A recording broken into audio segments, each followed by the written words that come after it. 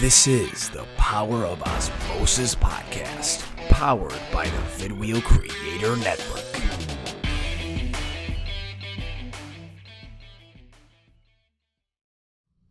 Hi everyone, this is the Power of OZmosis video podcast, powered by Vidwheel Creator Network, coming to you today from a bit of a different backdrop and scene. We are in downtown Buffalo at the beautiful Incept Studios. Much thanks again to Incept, a client of OZmosis, Michael Davern. But I'm joined today, most importantly, by an absolute great friend, a mentor, a community champion, a role model to many, an inspiration to many, certainly to me. And it's a privilege to be joined here in studio today by Chuck Collard. Chuck, welcome, my friend. Good morning, John. I really appreciate that introduction. Thank you very much. It's well meant as well. So, today what we're going to be talking about, there's a lot of the flavoring of community, of volunteerism, of community championing, of giving first, giving without expectation, uplifting others, and of course, servant leadership, all of which things, Chuck, you are totally dialed in on. And I've learned a lot from you in our 4 or 5 years of knowing each other, whatever it's been. So it's great to have you in studio to talk about all those different topics, my friend. Well, I appreciate that. And, I think the power of relationships is that it's a win-win. And it's been a pleasure to get to know you over the last several years, and, see your journey and follow your journey and serve as a mentor in some cases to kind of see where you're going. And obviously being in a place like this, we are not in the Oz Cave. No. I know that. I haven't seen the Oz Cave, but definitely a shout out to Mike, who I met this morning, and Incept, and obviously a great organization that is giving back to many local not-for-profits, which is really cool. And as you know, I work for a not-for-profit, and I've had not-for-profit experience for the better part of the last 20 years here in Western New York. So I'm excited to be here and spend some time with you this morning. Appreciate that, man. And yeah, big shout outs all around. Really the variety, the spice of life is, right, as Tony Robbins says, is the secret to living is giving. And you are a giver, and I'd like to think I am as well. So all that said, though, we're here to talk about, again, those things about community. In a time where, we're still seeing the pandemic take its toll on so many.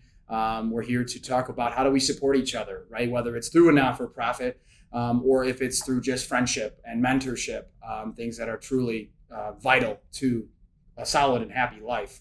So, let's start with your story so that our audience can learn. And I always say our millions of watchers and listeners. Soon to be millions. Soon to be. I like to say it in current tense so that it just continues to perpetuate itself via the law of attraction, of course. So one day we'll get there. But for those that are watching and listening, tell us about who you are, as far back as you want to go, as much as you want to share about who you are and why we're here today. Well, I appreciate that, John. Yeah. It's interesting. Graduating from college, I kind of had it all figured out. What I was going to do, get married, have kids, and actually relocated to Buffalo after college in 1989. And I expected it to be like a 4-year gig. And then, life kind of gets in the way and good things happen. And before you know it, I've been here for over 30 years and blessed to live in the Western New York community and be associated with some unbelievable organizations. One I happen to work for right now, Heritage Christian Services. Mm-hmm. I've been there a little over 5 years, and it's put me on the right path to continue to give back and help others. I also had the opportunity through some difficult circumstances over 20 years ago to be involved with an organization called Carly's Club. It was founded by my daughter, Carly, shortly after she was diagnosed back in 1999. And that is now the pediatric fundraising arm of Roswell Park Cancer Institute. And we're really excited for the opportunity to give back and help others, make the cancer experience a little bit more manageable. As you know, Carly spent well over 300 days in hospitals over a 3-year period. Unfortunately, lost her battle in 2002. And that really kind of shaped my family from that point forward, and the importance of giving back and the importance of being there for other people and making a difference. And, the opportunity to help other people navigate a very difficult situation has also provided inspiration and guidance for me over the last 20-something years. So, and honestly, our paths crossed because of that. If it wasn't for that situation, which, like I said, was very difficult, you and I probably would have never met. In all likelihood, I wouldn't still be living in Western New York, but I'm grateful for the opportunity to live here and be part of a community that's pretty special. Man, I'm getting goosebumps over here thinking about it. And, again, I have these thoughts that come to mind as we're here in person kind of in live format. And, again, that suffering thing that, you kind of, the topic of suffering you touched on, it's so important to have that team around someone or those that are suffering. So, what have you taken out of, the kind of the navigation, if you will, through tragedy? Like, what are some of the things that you learn both in real time and then now looking back all these years later? What have you taken away from tragedy in terms of your life skills that you think that, others would be valued? There'd be value for others to hear your story and then maybe start to put that into their life, into perspective. Well, it's interesting. There's really like three assertions that kind of resonate with me, and they actually resonated, well before, a situation happened with Carly when she was diagnosed with medulloblastoma. It goes back to, the way I was raised, and, even like old football coaches would talk about things like, those three, important rules that always stuck with me. The first one is that life's not always fair, and it doesn't always turn out the way you think it's supposed to. And I think the key word, John, is think. We have all these expectations out there. Let's face it, we are not in control of some things. We are put in difficult situations, whether it's a cancer battle, whether it's a pandemic.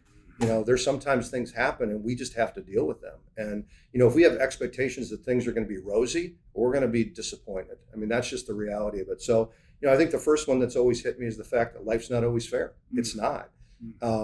The second thing is I think you have to focus in on what you can control, because if you can't control or influence something, you are absolutely wasting your time. I'm a huge Stephen Covey fan, 7 Habits of Highly Effective People. That circle of influence, what can you truly impact? And I think the one thing that you can impact is, your overall attitude each day. It doesn't matter what happens to you. I think what matters is how you choose to respond to it. So, that's another thing that's always kind of hit me. When you're faced with a pediatric cancer diagnosis, I can tell you right now, it's one of the worst things that will ever happen to a family. It's how you look at it. You have to rely on your circle of support. You have to rely on people that you have never even met. Trust the doctors up at Roswell Park who have, just have been phenomenal over the years. And, to make sure that you put yourself in the best possible situation to be successful and make sure your family's in the best possible situation to be successful. That's what you can control, just your overall attitude. And I think the third thing, which has always resonated with me, is probably the most important one is the gift of giving back. It's one of our greatest gifts. How can we help somebody else going through a difficult situation? Because when you help them, what happens is when you're able to get them through it and support them, and sometimes it doesn't always have a favorable outcome. I mean, going back to number one, life's not always fair. An 11-year-old shouldn't pass away from cancer. I learned that powerful lesson. But the gift of giving back, and we have the opportunity to give back every single day. And sometimes it's the small acts of kindness, just being nice to somebody, spending some time, obviously you inviting me in, introduction with Mike earlier, in the 10 minutes I spoke with him, you could feel his passion. That's right. And that tells me that Incept has a great employee. So that's kind of cool to see that. So if we truly embrace that every single day we can positively impact somebody else, even when they're not going through difficult times, just to be kind and to be nice, always a very powerful thing for me. So we're only 10 minutes into this thing and I'm already blown away, man. I'm just so grateful for you being here and your time. But some of the things you said, I'd like to dive further in on. One of the things was, recognizing what you cannot control, and then basically coming to terms with it and then moving towards something different. There's something really important there, and there's a word that gets thrown around that I like to use, and I like to think that I embody is energy, right? Is good energy. So there's times in life where we have to realize that energy allocation needs to then shift, right? So you said, you're going to spend a lot of time and effort on something that you cannot control. So coming to that recognition of it is important, but how do you identify that, right? How is it? Does it take you, I guess through years of wisdom and life happening to you, you can probably identify them now quicker. But what happens if someone has spent, I don't know, a couple months, a couple years doing something, realizing that they're in attrition, right? They're spinning their wheels. What do you do then? How do you act with that? It's interesting. I read a lot of books, so Mark Manson. Right here too, me too. Good author. Who is it? Mark Manson. Mark Manson. Yeah. So, he talks about that we can, we can influence somebody to change. We can help educate them on their change. We can support them through their change. Yeah. But in the end, we can't change them. And, when somebody gets stuck, and we all get stuck, and sometimes when tragedy hits, you get stuck. So I would encourage people when that happens to, rely on their network, their circle of support, their friends, their family, if necessary, a counselor. I think that's the most important thing, that they actually get that support and get that help. For me, it hits me quickly, like if I'm in a situation, especially working at Heritage Christian Services. I mean, we're blessed to be able to provide so much support to, hundreds of families, thousands of families, across the Rochester and Buffalo regions. A lot of these people have a difficult time accessing those support. So, we do our best to help them. We do our best to get them down the path. In the end, it's a relationship. They have to do their part and we do our part. And that's what's probably the most important thing. And sometimes it just takes somebody listening to help them navigate. Where I think people get in trouble is when they don't want to open up. The conversation that we're having right now, in many cases, it's important that people have conversations. And many times that will help them understand what's within their control and potentially what they still have to be grateful for. Every single day I get up and, I've chatted about this and, to begin the day with gratitude. 100%. Begin the day with gratitude and, be appreciative for what we have. Sometimes people go through things that are very difficult and, I'm always a firm believer that better days are ahead. And that's what we just have to help people get through. Yeah, Chuck, there's like three different things that come to mind as I'm listening to you. And one of them, it's actually four things, is we need to get you on TED Talks, TEDx. That's your next stop. You heard it here first, folks. This is Chuck's tryout tape without him even knowing it to get to TED, because the reason TED's important, TED Talks, TEDx, Buffalo, what that does is it gives a platform to someone who can impact lives. And maybe it's millions one day. You've already impacted thousands. I'm certain of that. You've impacted mine. And I'm just listening to you, and these are takeaways. These are what's this gentleman, I won't do all these shout outs and make it kind of too much here to handle, but there's a gentleman who's a neuroscientist who talks about real-time tools, RTT. What you're doing is you're talking about real-time tools. One of which is gratitude. So, an instance of being on the golf course. I remember looking to a friend, a mentor of mine, about, here I'm doing all this mind work, right? I'm working out, I'm doing all this mind work, yet I'm still feeling like my mental fortitude isn't strong enough. So I confide in him and he says, John, your first thing there is pattern interruption, course correction. How do you do that? Gratitude, right? Playing poorly on the golf course, John. Like he tells me, I don't want to kind of condescend that or to make that not a big deal, but you're playing golf on the golf course. You have your faculties, you have your extremities, you have friendship, you have all these different things. You have the beauty of nature. And that was powerful for me. That was about 2 years ago now. And so anytime I feel like I might be going down the wrong path, right to gratitude. And one more thing I'd like to throw to your way, a recent feature on one of my shows out of Milwaukee, Andrew Metz. He said, happiness is expectations minus reality. That's some powerful stuff right there, right? So you have these expectations that all most likely are going to be way up there, and reality's here. Let's take that high-reaching thing and take it with reality, and boom, there's your happiness by being at peace, right? By being at peace with what is in front of you. So that's powerful. There's so much that I want to do from here, but you mentioned heritage. Why don't we talk more about heritage, because that is something that has impacted my life and you bringing me in, but more about what you're doing, who you are as an organization, and the lives that you're impacting positively. Yeah, like I said a short time ago, we're blessed to be able to positively impact and support thousands of families across 15 plus counties. And probably 5.5 years ago, I received a call from a recruiter to talk a little bit about the opportunity and what heritage means for the Western New York community, and of course in the Finger Lakes. And when I first took the opportunity and I took the job, I had to learn the industry. That's the beauty of it. You have the opportunity to learn something new. And I almost equated it back to the time that Carly was diagnosed. Over so many years, you spend so much time up on a hospital floor, and you never actually, once you're there, you don't see the illness. And a lot of times you'll see infomercials. St. Jude is famous for this, which I don't really agree with. And, they put somebody that's stage 4 on the television, and really what they're doing is they're tugging at people's heartstrings, and what you say is, oh, praise God, that's not my kid.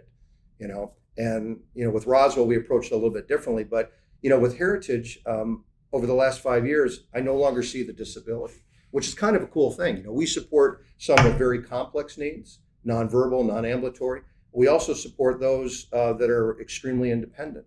And it's kind of cool to be able to welcome somebody into the agency, and before you know it, they're working somewhere. Before you know it, they're living on their own. We have certified settings and we have non-certified settings.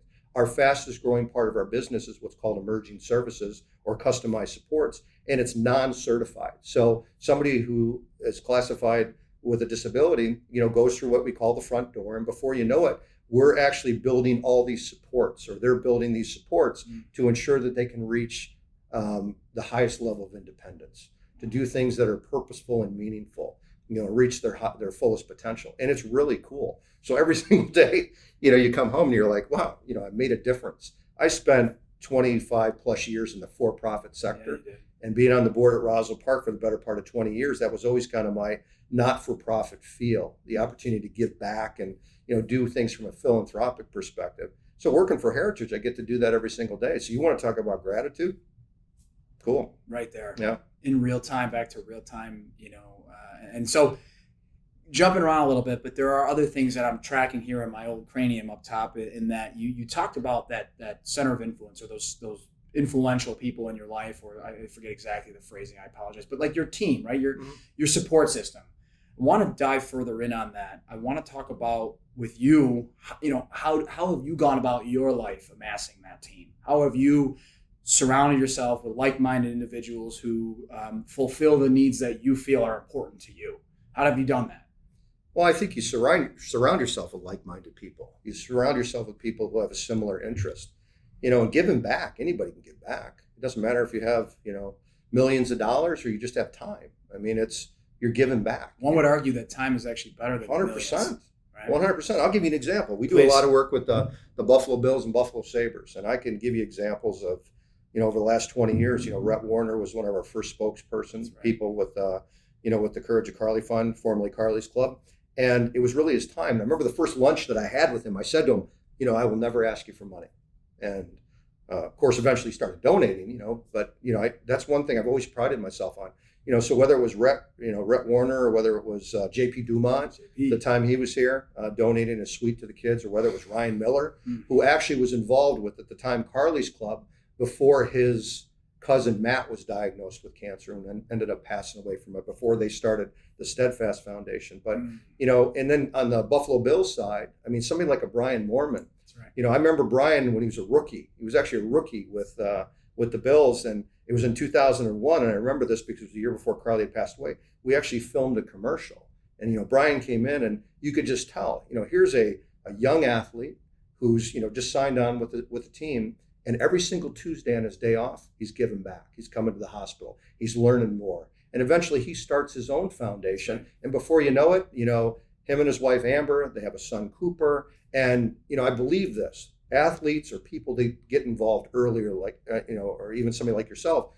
If you do it at an early age, it shapes who you are as a community member, as a podcaster, as a father, as a friend. I mean, it gives you skills that you're going to be able to apply. And for me, that's one of the rewarding things about it, is to see all these athletes that, over the last several years have given back. And, most recently, Eric Wood. I mean, he's the guy that huge inspiration, man. Unbelievable. Just unbelievable. And, kudos to the Bills for bringing him and having him involved in his current role. But kudos to him for what he's doing.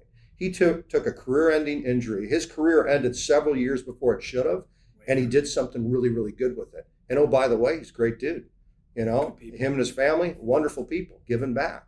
And it's exciting to see that. It is. And, even somebody like, we go every single year with Heritage Christian Services out to training camp. And to see somebody like a Sean McDermott come in afterwards, totally should be Coach of the Year, GM of the Year, because seeing Brandon Bean and Sean McDermott spending time with people from Heritage Christian Services, signing autographs, and probably most importantly, showing a general interest in people. That's what's real. That's what's powerful. The success on the field, that's a result of their identity. Doing the right thing. It's a result of the process. That's the reason they're having favorable outcomes. They're surrounding themselves with good people, a good system, and in the end, good things happen. So it's pretty cool to see. That's fantastic. Yeah, and shout out, of course, to our Buffalo Bills, Buffalo Sabres, and all that they do for our communities. It's just, not just as sports teams, they give us something to enjoy as for entertainment, but also because of their incredible works in the community. And you've been a huge part of that. So, again, kudos and gratitude to you for helping that. Bills Mafia, man. Let's go. One of the first fundraisers they did. Yeah, one of the first fundraisers they did was for Carly's Club, and I remember that. And once again, we were out at the tailgate, and there was a general interest in learning more about the organization, and that's really kind of neat to see. People that are involved very early on to help it get to that next level. And in the end, think about all the people that organization is helping. And what I always tell people, whether you want to support pediatric cancer through the Courage of Carly Fund, or, the IDD population through Heritage Christian Services, or any of the other hundreds of organizations that are out there, take the opportunity to give back. And sometimes it's just maybe volunteering on the weekend, 100%. Dropping off a meal for somebody that needs it. Meals on Wheels. I mean, I could go on and on. Sure. There's so many great organizations. Find something you're passionate about, and then just get started. That's one of the takeaways I think that I'd like to leave. Just do it. Yeah, it's Nike. Just do it. There's something else then that a concept I wanted to share with you and then get your thoughts on, because you had touched on this earlier. You talk about that gratitude and what you see on a daily basis in your works and your mission, through Heritage Christian Services, which, by the way, I'm a big time supporter of, thanks to you. And I'm working with some of your team right now to fire back up our spaghetti dinner and our fundraiser and all that, the basket auction. So I'm excited for that. Yep. Sam DeMart, funny enough, great gal. Sam, big shout out. She's fantastic, and she just hit my inbox the other day. So we're gonna reconnect, and I'm excited for that. But you touch on something though about how you're, and you kind of indirectly did, but I picked up on it right away because it's a question that I get a lot. It's like, John, how do you stay inspired? How do you stay motivated? What are your sources? What are your fuels? And so I'll kind of start, and then I'm going to ask you, but there's a concept out of this. It's inspire to be inspired. And it's this never ending circle, right? That I think it's so important for people to hear and to study more of. What does this mean? Right. So I go and I do something, right? I have a transformation or whatever. At the time, I didn't know it. I start to share it finally. I'm, social media, LinkedIn, fine. I know you and I have our connection wars and see who's got more followers. No war. I'm just being funny. Our race. The white flag right now. It's in jest. It's in jest. It's not actual. But it, I don't know. It's something that struck me one day to share some of the things I was experiencing, right? Because of social media, there's a lot of talk about how negative and poisonous it can be, venomous, whatever word you want to use, but there's also a beautiful side to it in sharing your story. And so I remember sharing my story about some of what I was doing and, losing some weight and stopping, abstaining from alcohol and some other things. And all of a sudden you start to get this feedback and this, John, that's amazing. All this love, which then for one gives you that energy boost. Like, wow, people really are seeing this. They're inspired themselves. And that's the next point. It's that, you start to see over time, John, seeing your story and what you've been sharing, you're inspiring me. And this actually kind of ties in with DavidGoggins here, the shirt I'm wearing today, which we talked about. But at the end of the day, you share your story for what it's worth. There's no expectation of it, right? It's just like, here's what I'm doing, right? And even if it's just one life that's impacted positively, Chuck, I think that's all that you need. And what I mean by that is, I lost however many pounds, did whatever. And then you start to get messages. I start getting messages over and over. And at this point, they're almost countless. And I'm so grateful for it. But people ask, how do you stay motivated? And it's because of that. It's because, for one, I want to be the best version of myself. And I want to keep all this hard work going and keep building on it. But it's also because I know there's others out there that are looking to me for inspiration. You to me, I'm inspired by you. So I derive my energies off of you. But there's also then, so you're tier 1, I'm tier 2. And then there's a tier 3 over here that's watching me, right? And then eventually now with this podcast, they'll not have access to you. So what I'm wondering in this long kind of sidebar diatribe is, what does the inspire to be inspired and that motivation, energy derivation, what does that mean to you? Well, first, I think it means storytelling, the ability to tell the story. And I'll actually reference, I think the last time pre-pandemic, when you and I got together for lunch. I don't know if you remember that, you kind of had this idea. You wanted to do something, and you were energized. Clearly, you were energized, and you're trying to figure things out, and you just started doing things. You started small steps, and before you know it, you kind of had a plan in place. And you fast forward, and I don't know what, 15, 16 months ago or something like that. Yeah. Dude, you've lost a ton of weight. You're a better golfer than you probably even were back then, which is pretty good. And I appreciate the lessons. Yeah, and we got a lot for more. my boys as well. They really appreciate that as well. But I think it's, you've lived it, and, you are somebody else's inspiration. Somebody else sees your story and they listen to your podcast, and before you know it, they're saying, wait a minute, I can do that. And sometimes people need that. I remember when Carly was first diagnosed, walked into the hospital, life forever changed at that particular point. The things I used to think were significant became trivial. The things I used to think were trivial became significant. I mean, in a nutshell, that's what it was at that particular point. Everything else was almost like kind of paled in comparison. And when you go through something like that, what you need is you need to see somebody else who's is either going through it or, more importantly, has gotten through it. And when you talk about, I always talk about continuous learning. That's why Kaizen. Yeah, continuous improvement, continuous learning. Yeah, and I actually McDermott threw that out at one of the posts. Yeah, which was great. Kaizen. Yeah. It's one of the speeches, steps, baby. Which is cool. Once again, I think that brings more credibility to it. He's real, man. That organization is real, and that's the reason they will win a Super Bowl in the next 5 years. And you can actually mark that. Let's go. You can mark this. So let's go. I'm so excited. But I really think it's that continuous learning. It's every day you're kind of redefining yourself. And I'm a big book guy. You know that. I just finished Atomic Habits by James Clear. You told me that. Yeah, and it talks about tiny changes, remarkable results. It talks about like that 1% improvement. Now, when you and I were having that lunch, many months ago, you couldn't have possibly expected you to be sitting there right now where you're at. You don't drink, you lost weight, you're inspiring other people out there. You're living what you were kind of visualizing back then. Visualization's another takeaway, man. And think about this. A year from now, because of your efforts, you're going to be even doing more things. You'll be at that millionth follower or whatever it is. So, I think that's the thing that's most important. It's that continuous learning. If you get stuck in that hamster on the wheel, that same thing over and over again. And that's what I like about, the Atomic Habits. It really kind of talks about those 4 different, stages. There's a cue, and then, there's a craving, then there's a response, and there's a reward. And before you know it, you have good habits and you kind of have bad habits. But that book totally resonated with me because it really talks about, people set goals. I want to run a marathon. Let's use that as an example. You want to run a marathon, not me. I'll just walk. I've already run a couple, baby. I know. Let's go. But, if that's your goal, what happens when you complete that marathon? Then what? You're going to be disappointed. You're keying on this man right here. So, but if you set your focus in on your identity, where you're going to become a lifelong runner and triathlete, and before you know it, now you have that continuous improvement over and over and over again. So, for me, like I said, that's something that totally resonates with me. So going back to what you just shared, you are somebody else's inspiration. You might be somebody else's playbook. There might be somebody watching this who goes, geez, I want to do that. I want to do my own podcast. I want to, transform my life. And since you were able to live it, John, other people are going to look at that and go, you know what? If John Osberg can do it, I can do it. Powerful. Who inspires you, Chuck? My family, community, families who have gone through pediatric cancer, who sometimes it doesn't turn out the way it's supposed to, and I can tell you that. But families who just carry on, and Carly, obviously, a huge inspiration. At 11 years old, she didn't complain.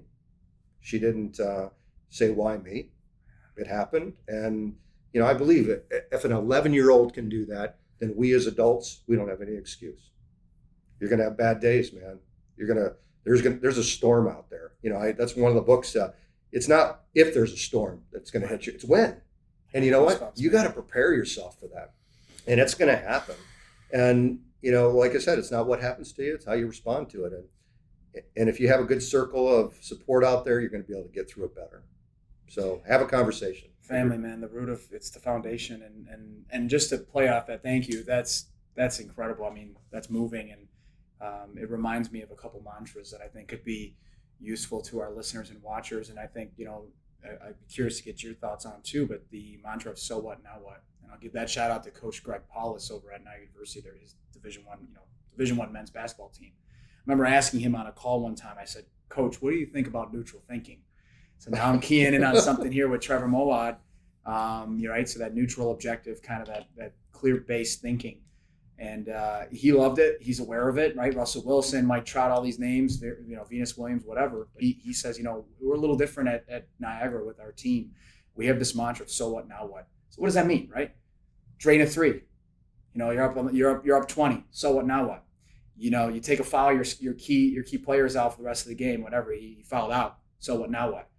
Whatever, anything in life. And so he's applied that now. He's instilled it in his players, much like I'm sure Sean McDermott does in that trust the process type thing, where it's that so what, now what mentality. And that goes back to then the marathon. And okay, yeah, what happens? Cool, I accomplished that. And that goes back to DavidGoggins, not to keep naming all these names, but it's important. Hopefully our listeners and watchers might key in on that, and I'll make sure I put it in the show notes.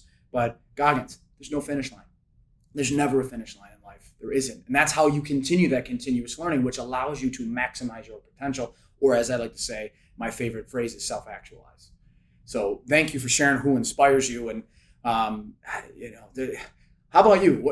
What do you have? What's stewing around in your cranium right now? Do you have questions for me? Do you have points you want to bring out? I want to throw it back to you. I've been asking you things on the flyer, and you're someone who can absolutely kind of you'll outrun me in terms of conversation. So what's at top of mind for you right now? Not literally, I will not outrun. I can assure you. Figure, yeah. Well, you'll out push up me, that's for sure. What's at top of mind for you right now? Well, first of all, I appreciate the opportunity to chat with you. Appreciate you. When we think back on like that lunch and even the first time we met, you could just tell somebody that's inspired, somebody that's energized, somebody that wants to learn. I mean, that's probably the coolest thing.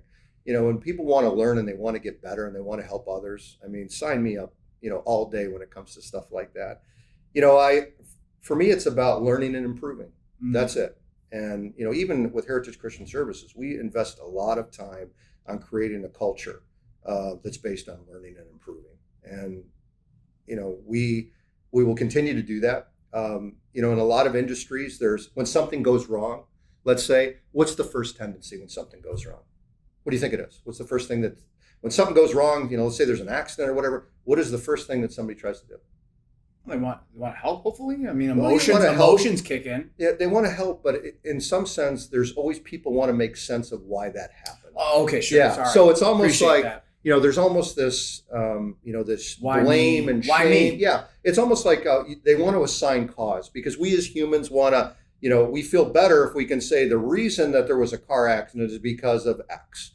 And one of the things we spend a lot of time with Heritage Christian Services is understanding the system that we operate in. And we actually worked with a group out of, I want to say Minnesota. They're actually, I want to say in Tennessee, Collaborative Safety. And these guys came in, Scott and Noel, they came in and they actually did a lot of work in understanding, when a tragedy happened or a crisis happened. They spent some time with the airline industry and in human services and did some forensic work and all this other stuff. And what they really started to understand is that generally people want to do a good job. I mean, I think everybody gets up in the morning and they want to do a good job. They don't want to go to work and cause some type of, accident or be involved in something like that. When people get in an accident, it's not because they say, I'm going to get in an accident. It's because they're probably distracted or somebody made a mistake and it happens. And for me, it's about learning and improving every single day. And that's the reason I appreciate the opportunity to, listen to a lot of Audible books. Even James Clear will talk about with Atomic Habits. He talks about habit stacking, which is kind of cool for me. So here's what I do. I got this down. I got it down. Can't wait. So every single day I try to get up at the same time.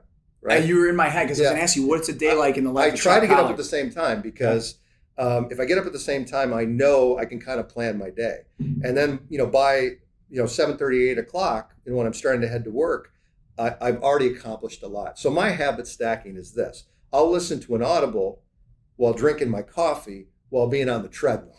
So I feel man, you doing treadmill and coffee? Yeah, exactly. Come on, so man. I feel like it's crazy. And if I can do that within a certain period of time, then I feel like those are three things that I can kind of check off my list. And so that's do the hard things first, Chuck.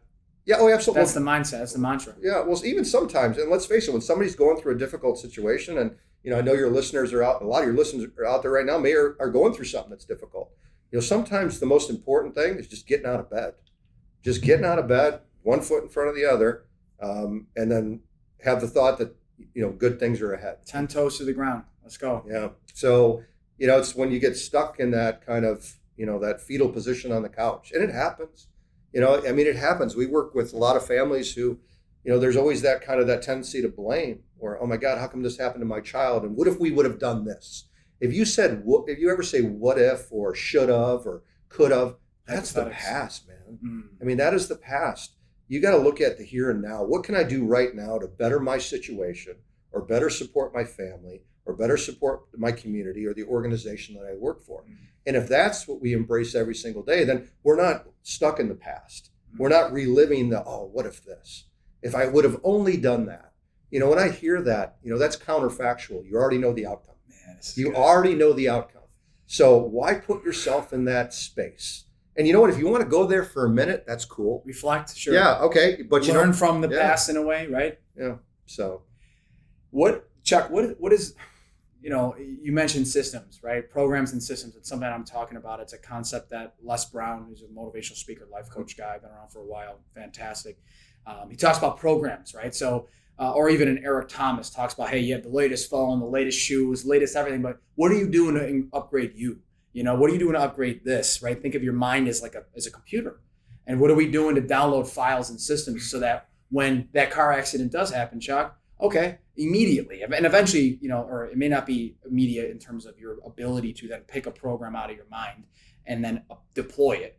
But eventually over time with practice, like anything, right, you can then have that kind of be second nature. So the question I wanted to get back to, systems and programs are what? Foundational, in my opinion, foundational to life. So what's a foundational life to you? I mean, you talked about gratitude, you talked about family, you talked about your routine, but are there any other pieces in there that make up that foundation? Well, I think it's balance. You absolutely have to find balance. And, you talk about, not to sound cliche, but, mind, body, and soul. I mean, you have to have a spiritual component, a physical component, and an emotional component. And if you can find the balance in each one of those areas, then I think you'll be successful.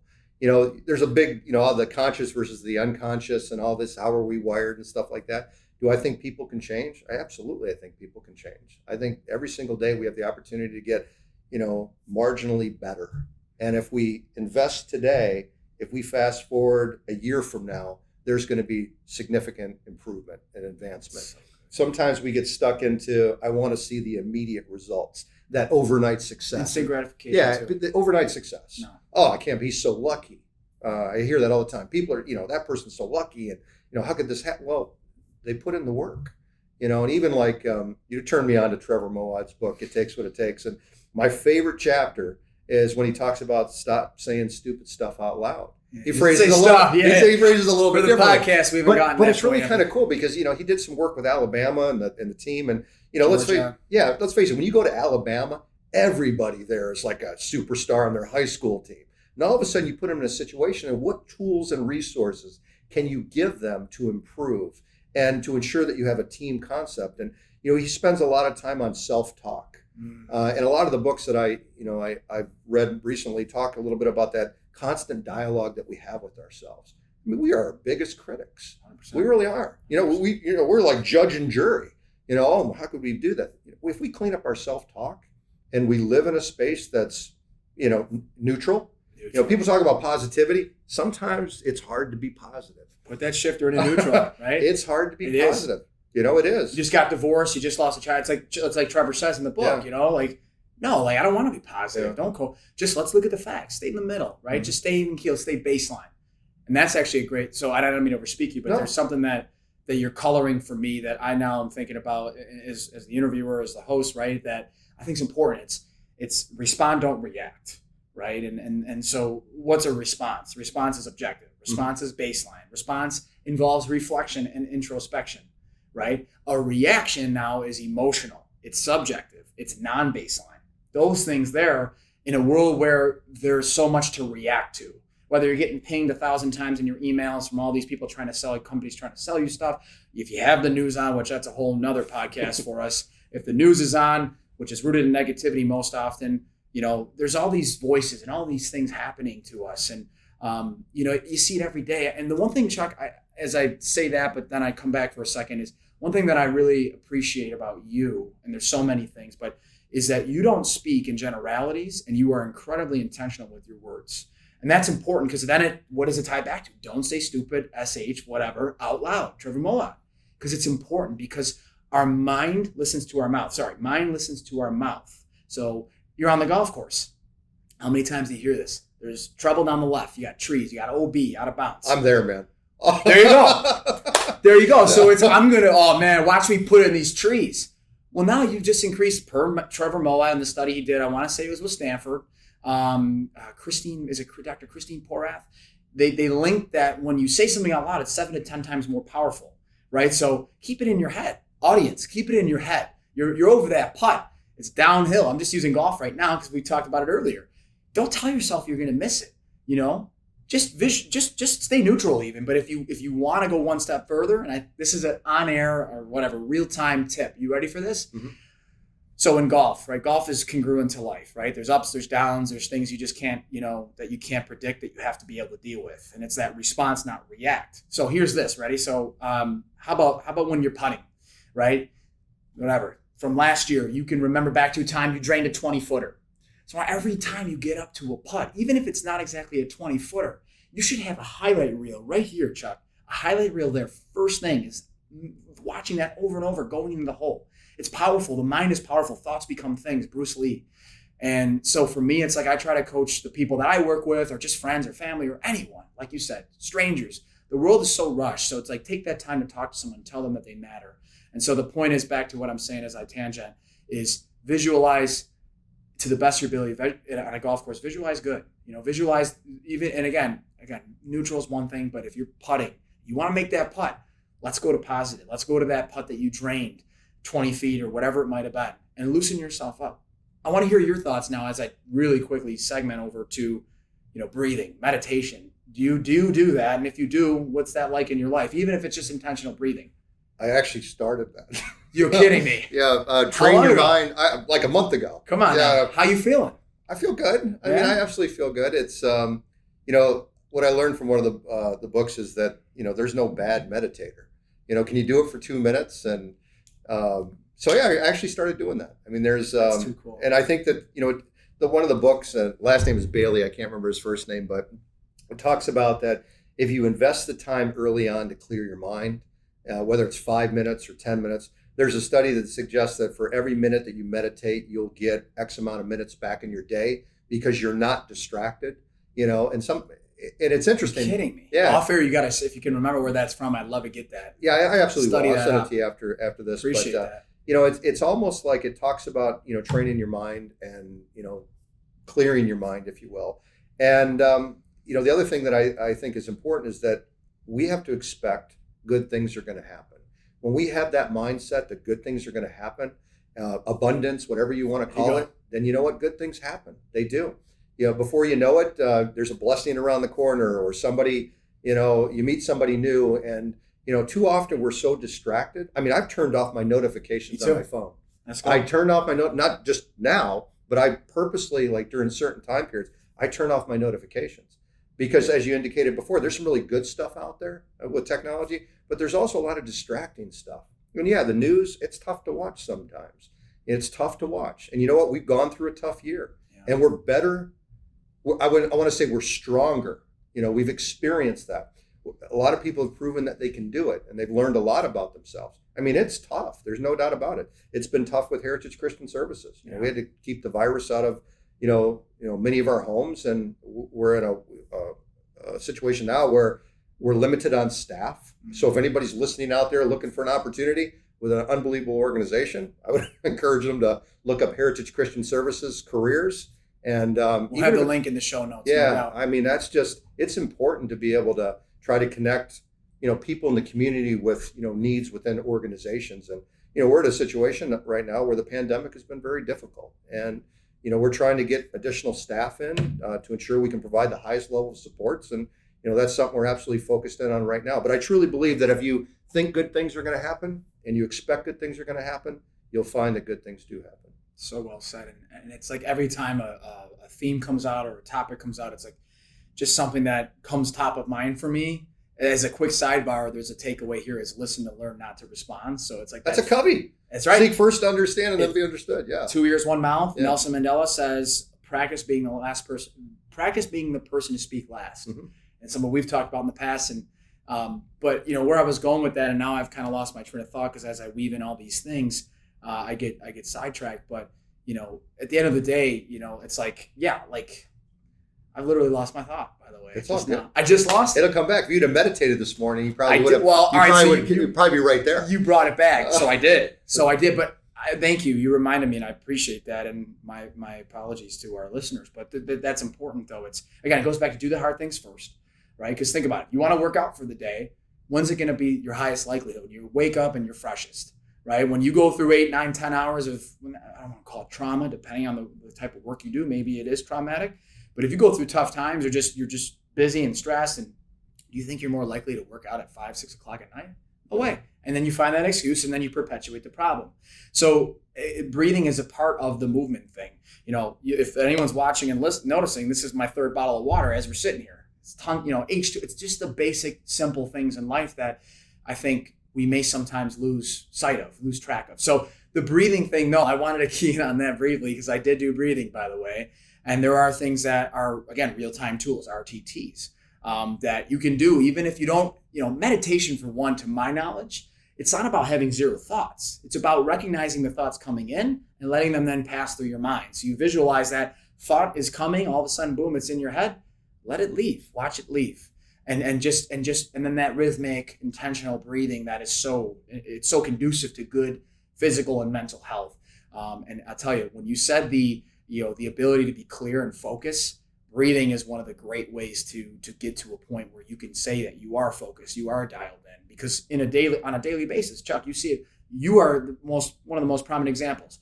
You have a lot of people after you. You have a lot of needs to fulfill. You have a lot of people to look after and manage and support. If you're not to the best of your, capabilities and mind and body, mind, body, spirit, as you said, then they're not going to get the leader that they deserve and need. These people, these the folks in your homes and your day habs and your team and the people you manage, your family. So the takeaway here is, and it's so important, it's just do the simple things, right? It's like more water, more sleep, maybe try to cut out some of the processed foods or some of the stuff that you're reading that might be, damaging your body or your mind. And not everyone has access to that. So as I say that, though, it's like, well, you have to have access to non-processed foods and cleaner foods. And that's that tough topic of like, how do we then deploy advice and guidance to those that may not have the ability to have some of the resources I'm talking about. So anyway, that's for another time. But to bring it back into focus, this has been incredible, man. This is literally, you yourself should have a podcast show. Just FYI. I know you don't have the time. Maybe one day. No, I'm going to try. I'm going to just kind of wade in here. I'm going to let you do that. You're much better than I am. And, the other thing is, please. When you were talking a lot about emotional intelligence. And, there's some wicked smart people out there that sometimes, if a crisis happens, what happens? They become the crisis. It's almost like they kind of perpetuate things. And I've always been impressed by people that, in the midst of difficult situations are able to be self-aware and, social aware and be able to regulate kind of their emotions. And, I think you hit kind of the nail on the head is when the way you conduct yourself will help other people conduct themselves. And, I'm blessed to be able to have an unbelievable team that I work for. And, they're way smarter than I am. I just have to kind of get out of their way and, help, paint the vision and the picture and, kind of drive that strategy. They're exceptional at what they do, the ability, and they care. And that's one of the blessings is to be able to work with an organization that truly cares and wants to give back. Like I said, sign me up all day for that. It's really cool to be able to be in a situation where you see this every single day and you see people where their professional goals align with their personal goals. And before you know it, that's a win-win right there. That is really, really cool. And then you hear those things, if you find something that you love to do, it's not really a job. And I'm not sure I ever believed that, but for the last 5 years, I've kind of lived it. So what do you think about it now then? I think it's great. The ability in terms of that concept, though, right? Oh, you don't ever believe, but you think you've been living it for 5 years. Absolutely. So. That was kind of my self-talk that I'd already had a bias built in that that can't be true. Well, it is true. It absolutely is true. And if there's somebody out there that's not happy with what you're doing right now, I would encourage you to look for something else, maybe that's a little bit more rewarding, and go do it. Take that Impact and legacy, Chuck. Impact and legacy, my brother. Something that I learned from you, and you're leaving it. And my father even too. My family, my friends. But impact and legacy, man. You put those at the forefront, Chuck. The rest takes care of it. The rest takes care of itself, and it's so true. It's so true, and that's where then that awareness and the patience is another word, right? patience is such an important piece of this because, I worked in, just using myself as an example, I worked, from 21 to whatever, 28, 29 in different jobs, and they were fulfilling and they got me to where I needed to be. I had the right connections and experiences and skills built. But for those 8 years, I was planting seeds, man. I was doing the right thing. I was giving without expectation of reciprocity, doing the right thing, helping people, helping companies, overextending myself at times, which I know is something you've done in the past, maybe not as much anymore. And you've taught me on why you shouldn't do that. And it goes back to the thing we talked about earlier. You getting up every day at the same time, you doing your breathing, your workouts, and getting the things you need to take care of, getting yourself ready for the day. They're now going to have access to that leader, that father, that supporter, that manager that they so rightfully deserve. So I'll tell you, man, it's crazy looking back to see kind of it happening in real life, as you've said, right? 16 months, whatever it's been. I mean, to think that I'd be here, maybe deep down I knew, or even we'd be here. Sorry, not to just make it's not me, it's we, right? And to think we'd be here.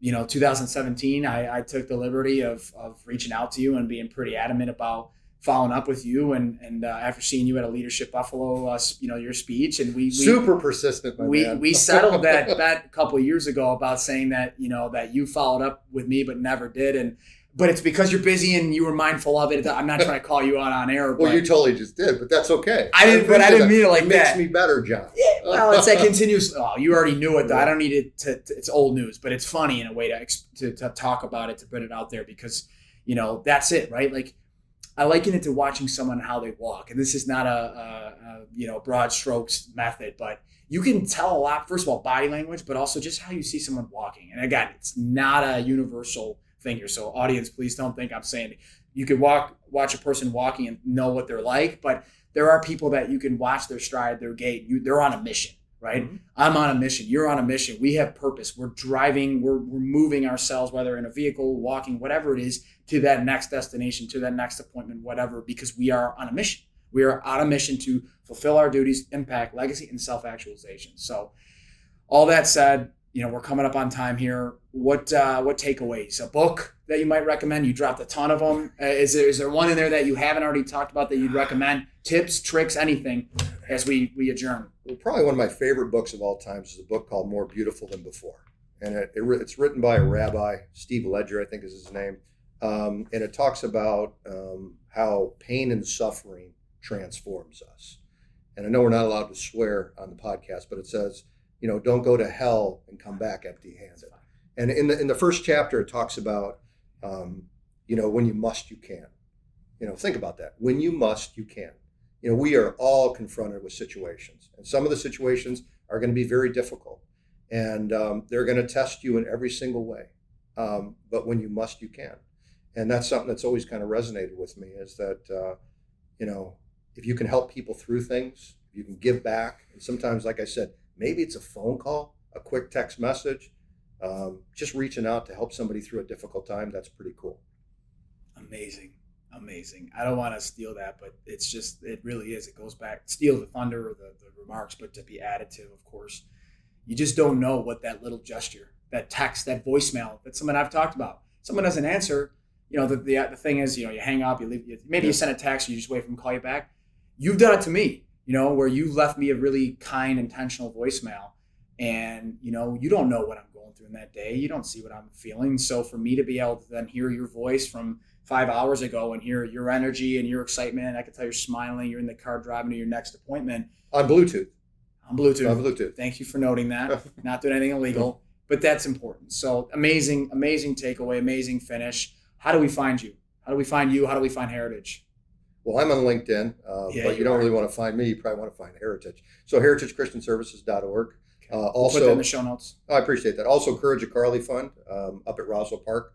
We appreciate the support, and a lot of our events are different this year because they're more virtual. But anybody that's out there that's interested in giving back, whether it's those two organizations, which obviously there's a deep connection with me and my family for both those organizations. But I would just encourage all your listeners to take the time to give back. And if you're listening today and you can spare 5 minutes, reach out to somebody you haven't talked to in a while, just to say, hey, thinking of you, maybe share some insight as to how him or her impacted your life over the years, and just say thank you.